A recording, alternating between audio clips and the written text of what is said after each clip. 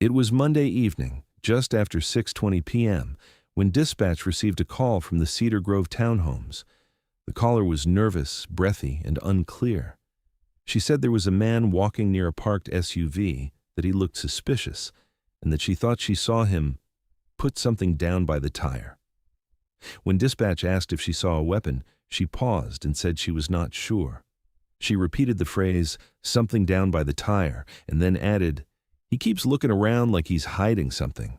No threats were reported, no assault was reported, no confirmed weapon was reported. It was a suspicion call, the type that usually ends with an officer arriving, speaking to people, and leaving. But this call did not land in the hands of a calm officer. It landed in the hands of Officer Nolan Riker. Nolan Riker was 38 years old, white, and had been with the Millbrook Police Department for 9 years. In public, he was described as proactive. In private, he was described differently. Some called him intense, some called him unpredictable. A few, very quietly, called him dangerous. There had been prior complaints, 4 of them spread over 5 years, excessive force, unprofessional conduct, a false statement allegation, an intimidation claim from a resident who said Riker threatened to arrest him if he kept talking. None of the complaints were sustained.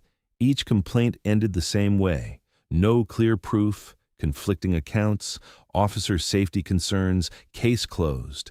Inside the department, there was also a pattern that did not show up on the public record. Any complaint involving Riker seemed to move slower than normal. Witness statements seemed to get summarized instead of quoted. Body cam footage, when it existed, seemed to have technical issues at the worst possible moments. Riker always seemed to have a supervisor willing to interpret the facts in the most generous way possible. That night, Riker arrived first. He pulled into the lot fast, angled his cruiser, and stepped out already scanning. His body camera was on. His hands were empty, but his posture was not calm. It was ready. Near a dark SUV, 2 men stood beside a shopping trolley. One was 59 indicates older, with gray at his temples, stocky, slightly hunched, and walking with a noticeable limp. The other was younger, early 30s, athletic build, holding a set of keys and talking. The older man was Desmond Avery. Desmond was black. A disabled former coach who had a spinal injury from a car crash years earlier. The limp was not a performance, it was his daily reality. The younger man was his nephew, Kieran Avery, who lived in the townhouse beside him and helped with groceries on Mondays. They were not arguing, they were not running, they were not hiding. They were doing something painfully normal. They were unloading. Riker shouted from a distance, "Hands! Let me see your hands! Now!" Desmond looked up, startled, and raised both hands immediately. Kieran did the same. Desmond's palms were open, empty, visible. Kieran said, "Officer, what's going on?" Riker did not answer the question. Instead, he raised his voice. "Get on the ground, both of you, on the ground, now." Desmond's hands remained raised as he tried to understand. "Sir, I'm disabled. I can get down, but I need a second." Riker stepped closer, loud enough to cut through the whole car park. "I said on the ground. You're not listening. On the ground." Desmond began to comply. Slowly, carefully. He lowered one knee, then the other, using his hands to brace himself. The movement was controlled, cautious, and clearly impaired. Riker closed the distance quickly, and in the moment Desmond was transitioning to his hands and knees, Riker drove his boot forward into Desmond's upper back. The shove was forceful, not guiding. Desmond's balance collapsed. His head hit the pavement with a sharp crack. Kieran shouted, "What are you doing? He's disabled." Riker barked, "Shut up, stay back." Desmond groaned, one hand going instinctively toward his forehead. Blood began to show around his hairline. Riker's voice hardened. Hands out, don't reach." Desmond's hands were already out. That was the point. He was not reaching for anything. He was reacting to pain. Riker then moved to Kieran, pushed him back with one arm, and ordered him down as well. Kieran complied, dropping to his knees, palms up, eyes wide, trying to keep his breathing steady. 2 neighbors opened doors. One woman shouted, "He didn't do anything." Another man raised a phone. Riker turned his head and shouted, "Go back inside." By the time backup arrived, Desmond was on the ground with visible head trauma. Kieran was on his knees, and Riker was standing over them like he had just stopped a violent threat. The first backup car was driven by Officer Sienna Cole. Cole was black, late 20s, and had a reputation for being precise. The second car carried Sergeant Darius Vaughn. Vaughn was black, 44, and supervised the evening shift. He had spent 18 years in policing and was known for one thing above all else. He wrote reports like he was testifying in court. Vaughn stepped out, assessed, and spoke calmly. "What's going on?" Riker answered immediately, fast and defensive. "He was reaching behind the tire. I thought he had a gun. He ignored commands. I had to take him down." Vaughn did not match Riker's energy. He walked to Desmond and looked at his hands. Empty. He looked around the tire area. Nothing visible. He looked at Kieran. Still compliant, still in place. Cole spoke quietly to Desmond. "Sir, can you hear me? What's your name?" Desmond's voice was strained. "Desmond." He slammed my head. I told him I'm disabled. Vaughn turned to Riker. "What exactly did you see?" Riker pointed at the SUV. He had something. He put it down. Then he kept reaching. Vaughn asked, "Did you see a weapon?" Riker said, "I thought it was." Vaughn's eyes narrowed slightly, not with anger, but with focus. "Did you see a weapon? Yes or no?" Riker hesitated a fraction. "No, but I believed." Vaughn said, "All right. Cole, call EMS. Also, canvass for the original caller and any witnesses. I want names and statements now." Riker's jaw tightened. "We don't need all that. I handled it." Vaughn looked at him steady. "We do need it. Now." That was the first shift in power. Not a shout, not a threat, just a supervisor refusing to take the easy path. EMS arrived within minutes. A paramedic checked Desmond's pupils and asked about loss of consciousness. Desmond said he felt dizzy and saw stars when his head hit. The paramedic recommended hospital assessment for potential concussion. Kieran, still shaken, asked, "Can I get your name and badge number?" Riker stepped toward him. "You don't need that." Kieran's voice was controlled but firm. "I do need it. I'm going to file a complaint. You hurt my uncle." Riker's tone shifted into something colder. "We don't give cards." Sergeant Vaughn, who had been listening, turned his head. "We do give identifying information. Cole, what's your badge number?" Cole answered calmly. Vaughn then said his own. Then he looked at Riker. "Give him yours." Riker's face tightened. "It's on the footage," Vaughn said. "Give him yours." Riker, forced, did so. That moment mattered because it did two things. It told Kieran he had a path, and it told Riker he was not going to control the narrative. Now, let's talk about how force is judged, because this is where officers often hide behind general statements like, "I feared for my safety," without connecting that fear to observable facts. In Graham versus Connor, the Supreme Court laid out that use of force by police is judged under the Fourth Amendment and must be objectively reasonable under the circumstances. Courts commonly focus on three core factors: the severity of the crime, whether the suspect poses an immediate threat to the safety of officers or others, and whether the suspect is actively resisting arrest or attempting to evade arrest by flight. Here, the alleged crime was vague: suspicion, possibly trespass, possibly nothing. The threat level, based on what was visible, was low. Desmond had hands up. He was attempting compliance, and he was physically limited. There was no active resistance, no attempt to flee, no aggressive movement toward the officer. What you do have, though, is an officer claiming he believed there was a gun without confirming it, without articulating clear observations, and then using force on a man who was already in the process of getting down. That is the kind of mismatch that gets departments sued and officers charged when the footage is clear enough. After EMS finished initial treatment, Desmond was released to go to the hospital. He was not arrested, No weapon was found, no contraband was found, no charges were filed against him.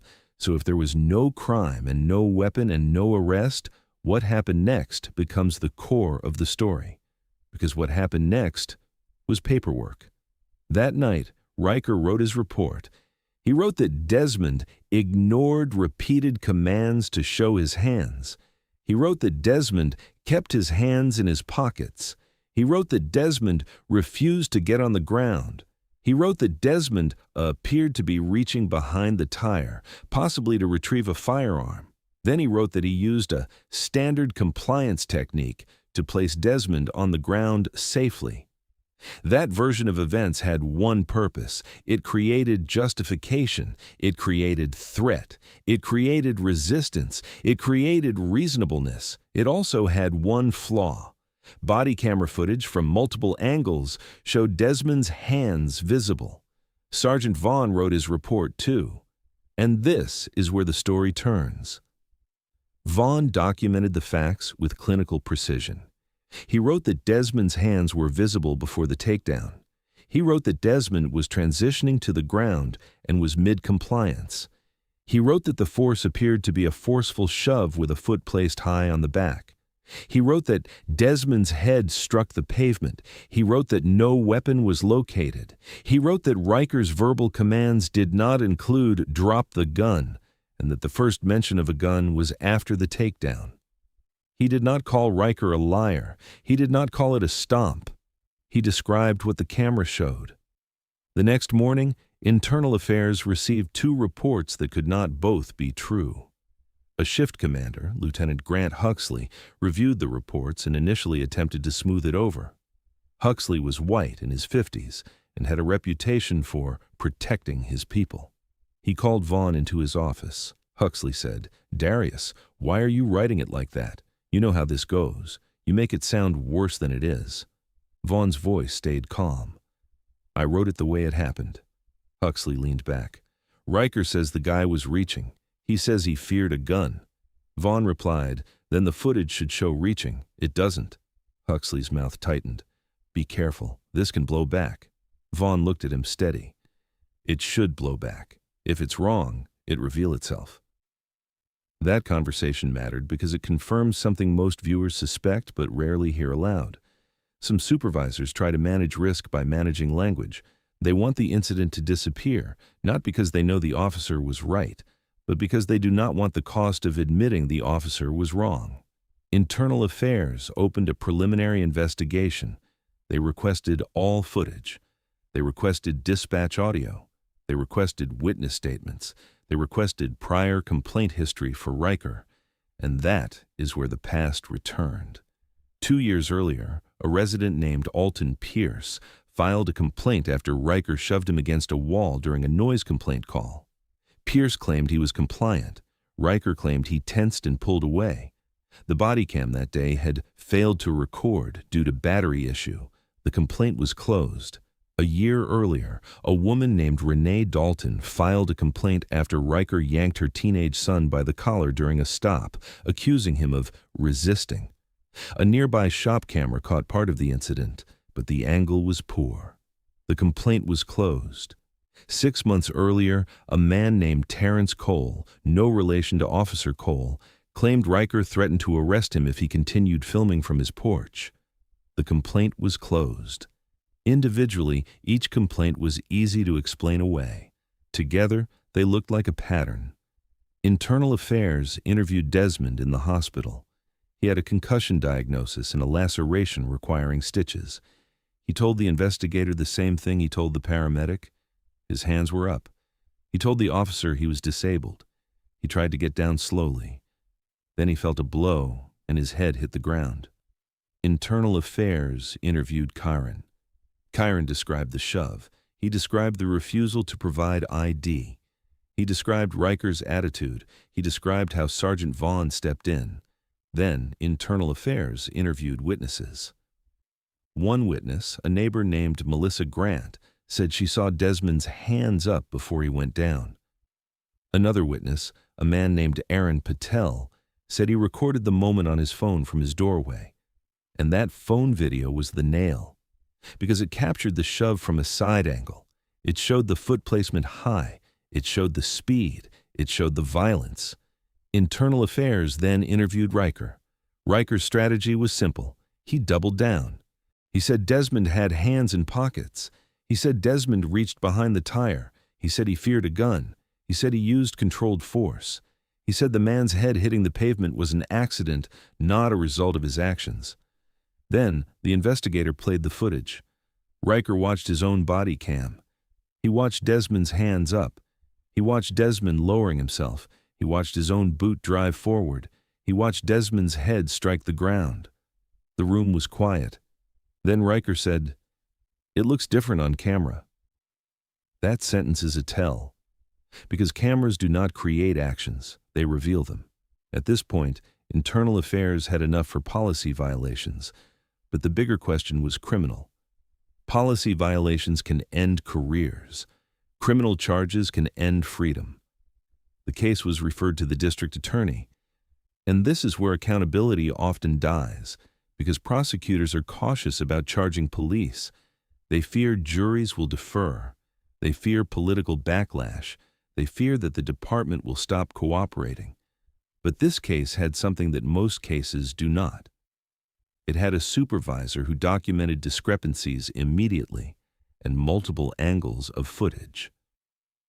Within 10 days, the district attorney filed charges against Riker for felony assault under the state statute covering unlawful injury with intent, alongside an enhancement due to the victim's disability status.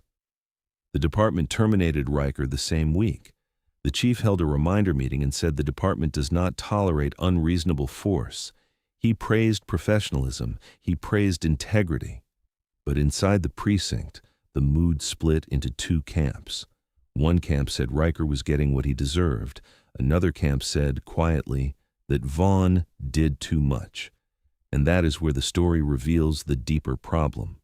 The conflict is not just between good people and bad people. It is between accountability and the culture of silence. 2 days after Riker was fired, Sergeant Vaughn noticed something subtle. Officers who used to greet him no longer did. Conversations stopped when he walked in. A few officers avoided eye contact entirely. It was not overt hostility. It was isolation. Officer Cole remained steady. She did not change how she acted. She continued to back Vaughn publicly. She continued to log notes carefully.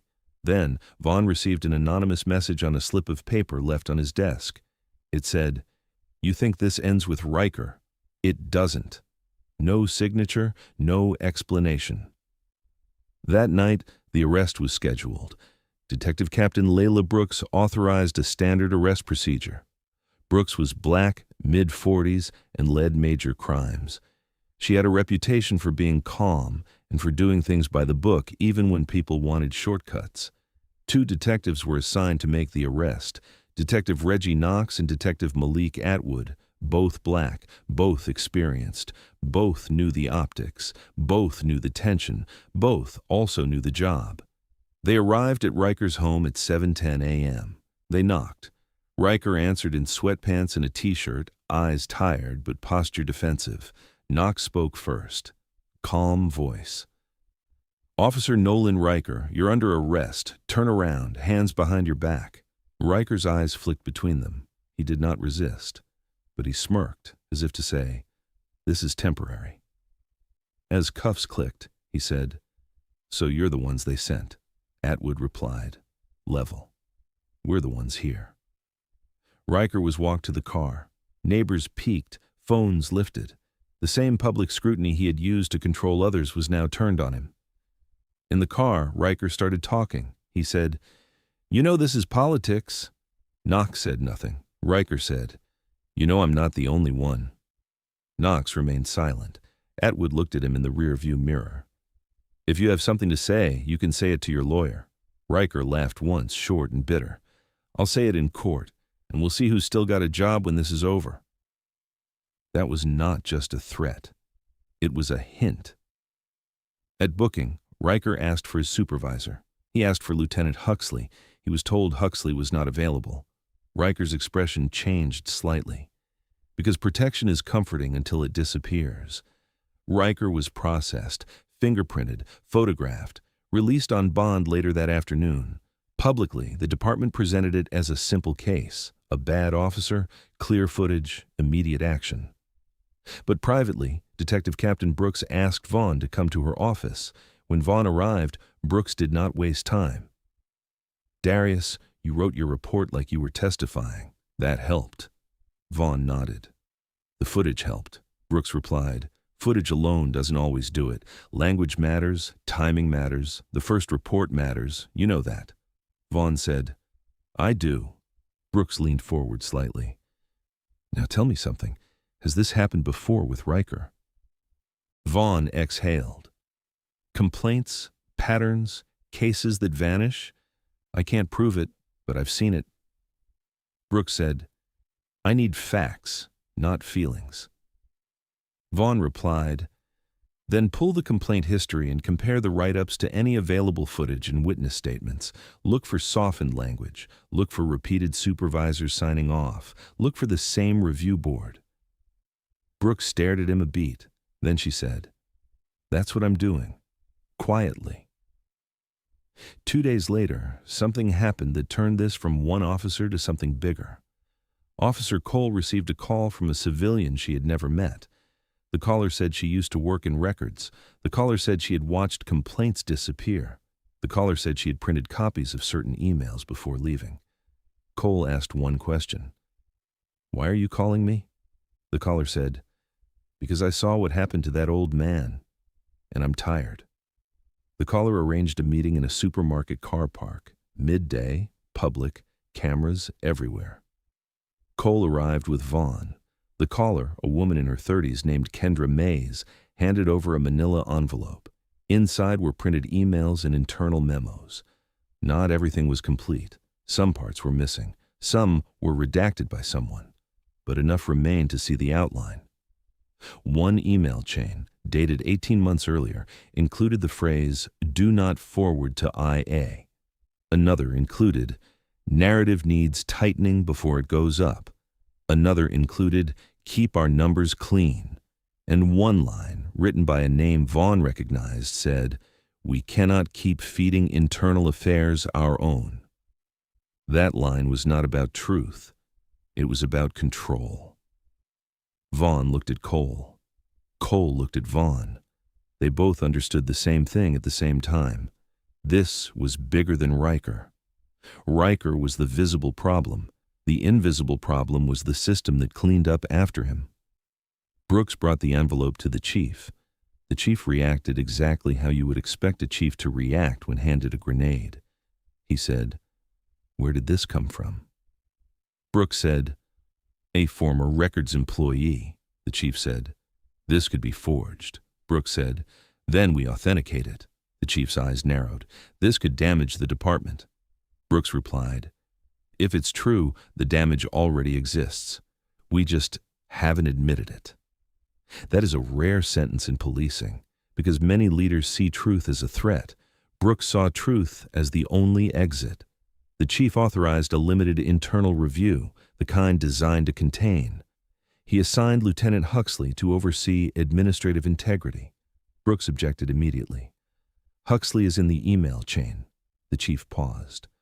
"That's not confirmed." Brooks said, "It's literally his name." The chief said, "Then he can explain it." Brooks replied, "He will manage it." The room went quiet. Vaughn said, "Chief, with respect, you can't assign the fox to count the chickens." The chief stared at Vaughn like he had overstepped.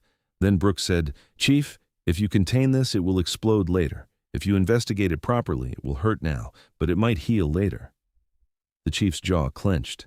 He did not like that truth. But he also knew something. Footage had already gone public. Because Aaron Patel, the neighbor, had posted his angle online. Millions of views hit within days. The community was watching. The city council was watching. The department could not play the old game quietly. The chief made a choice. He removed Huxley from oversight and placed Detective Captain Brooks in charge of a joint task review with an external auditor.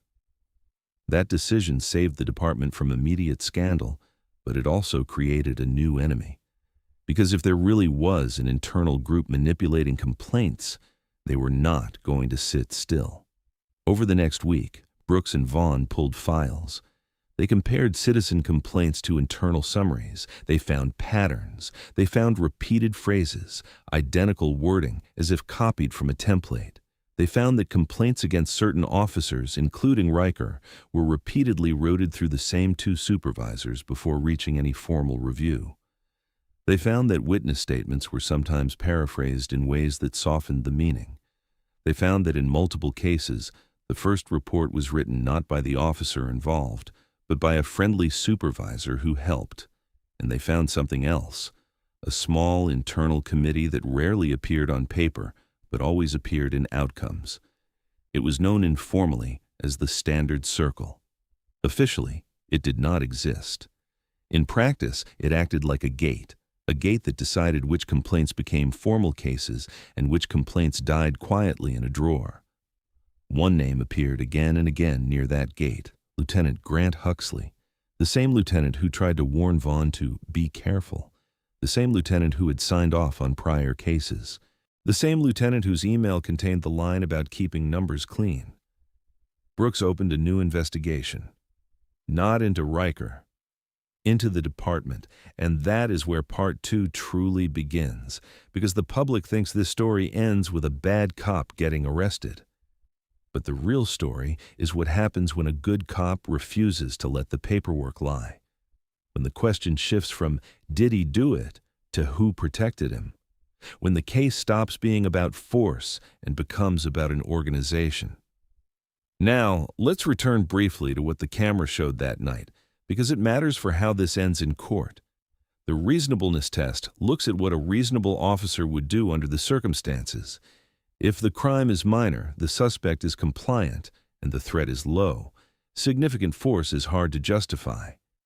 Even if an officer claims fear, courts ask whether that fear was supported by observable facts. Here, Desmond's hands were visible. His movement was slow. He was lowering himself. He was disabled. The officer's force was not a controlled guiding move. It was a shove with a foot placed high enough to drive a head into pavement. That is why the case did not stay internal. That is why the district attorney filed charges. And that is why Riker did not get the usual quiet transfer. Now we move to the aftermath, because aftermath is where you see who is brave and who is convenient. Desmond Avery filed a formal complaint. He filed a civil notice. He did not shout. He did not posture. He simply wanted the department to admit what happened, cover his medical bills, and ensure it did not happen to someone else. Kieran Avery began speaking publicly, not to attack the department, but to push for policy changes. He asked for body cam compliance audits. He asked for an independent complaint review process. He asked for a requirement that officers provide identifying information. The department's public relations unit tried to paint it as an isolated incident. They said Riker was removed quickly. They said the system worked. But Vaughn knew better. Because the system only worked this time because a few people refused to follow the old culture. If Vaughn had written a softer report, Riker would have been cleared. If Cole had not called EMS and canvassed witnesses, the only narrative would have been Riker's. If Patel had not recorded, the shove would have become a push. If Kendra Mays had not kept emails, the Standard Circle would have remained invisible. And if Brooks had tried to protect the department's image rather than protect the public, Huxley would have been allowed to oversee the review, which is another way to say bury it. 2 weeks later, as the expanded investigation continued, a strange incident occurred. Officer Cole returned to her locker and found a note. It read, "You're making enemies you don't understand. No name, no fingerprints, just a warning." Cole brought it to Vaughn. Vaughn looked at it and said, "They want fear. They want you to back off." Cole replied, "I'm not backing off." Vaughn nodded once. "Then we document everything. That is how you survive an internal fight. Documentation." Brooks arranged for external oversight. She contacted the State Investigative Bureau. She secured a formal partnership. She ensured evidence could not be misplaced in-house. And then, quietly, she did something else. She requested a full audit of complaint handling over 5 years, focusing on cases involving use of force and allegations of dishonesty. When that audit began, the standard circle moved. People resigned suddenly. One supervisor requested early retirement, a commander took medical leave, and Lieutenant Huxley, the man whose name was on the emails, began telling colleagues he was being targeted. Targeted is what people say when accountability finds them. Riker's preliminary hearing occurred 1 month later. The prosecutor played body cam footage.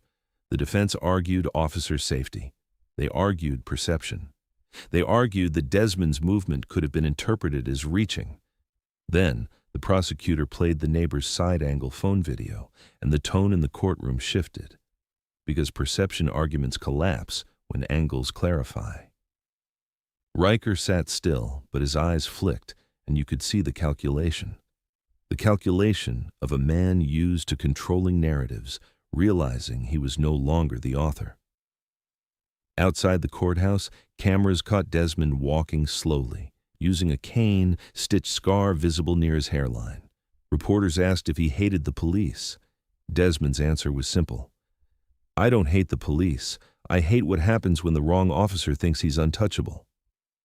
That sentence hit the community hard, because it was balanced, it was honest. It was not an attack on everyone, it was a demand for the right kind of policing, and it made the isolated incident line harder to sell. Now, the final part of this story, the part viewers remember, is the grading. Not because grades are perfect, but because they force clarity. Officer Nolan Riker gets an F. Not for making a mistake, he gets an F for using force on a compliant disabled man when the facts did not support it, and then attempting to rewrite reality in his report to justify it. If the shove had been an accident, the report would have matched the footage. It did not. Sergeant Darius Vaughn gets an A. He did not grandstand. He did not rage. He did not insult. He documented facts, refused pressure to soften language, and ensured the victim had identifying information to pursue accountability. Officer Sienna Cole gets an A. She did what good policing looks like. She treated the injured person as a person, called for medical care, canvassed witnesses, and helped build a factual record instead of a convenient one. Detective Captain Layla Brooks gets an A. Because she understood the real threat was not one officer. It was the internal machinery that protects repeat offenders, and she acted to bring outside oversight in before the evidence could vanish. Lieutenant Grant Huxley gets a D. Because if you try to manage risk by managing truth, you are not leading. You are laundering, and the emails suggest he may have been involved in doing exactly that. Now, here is the uncomfortable part. Riker was the visible villain. But the story is not over, because those emails in the standard circle suggest a larger organization inside the department that decided which complaints mattered and which complaints disappeared. A group that kept numbers clean. A group that prevented internal affairs from feeding on their own. That phrase should make your stomach turn. Because it implies the department saw accountability as predation, not as integrity. Part 2 begins with one question. If Riker had a history, and his history was managed, who else was being managed? And how many victims never had a neighbor with a phone, a sergeant with a backbone, and an internal employee willing to hand over the receipts? In Part 2, the investigation moves past the parking lot and into the paperwork room. It examines the standard circle. It traces the complaint routing. It identifies the supervisors who rewrote summaries. It follows the transfer patterns. It asks why certain body cams failed in the same way for the same officers. It uncovers how language was used like a weapon, not to describe truth, but to smother it. And it forces a final decision. Does the department clean itself properly, or does it protect itself until the entire structure collapses under the weight of what it tried to hide? Quick question before you go. If you were Vaughn or Cole, would you risk your career to report a colleague, knowing the culture might turn on you? Say yes or no and tell me why, because the answer reveals what kind of system you think policing should be. Because the truth is simple. Most departments do not fall because of one bad cop. They fall when good cops decide silence is safer than integrity. This time, silence lost. And if the paperwork trail is real, it is about to lose again. If you want this series to keep going, keep your eyes on the names that did not appear on camera. Because the next arrests might not be made in a car park. They might be made in an office. And the badge that matters next might not be the one on the street. It might be the one behind the desk.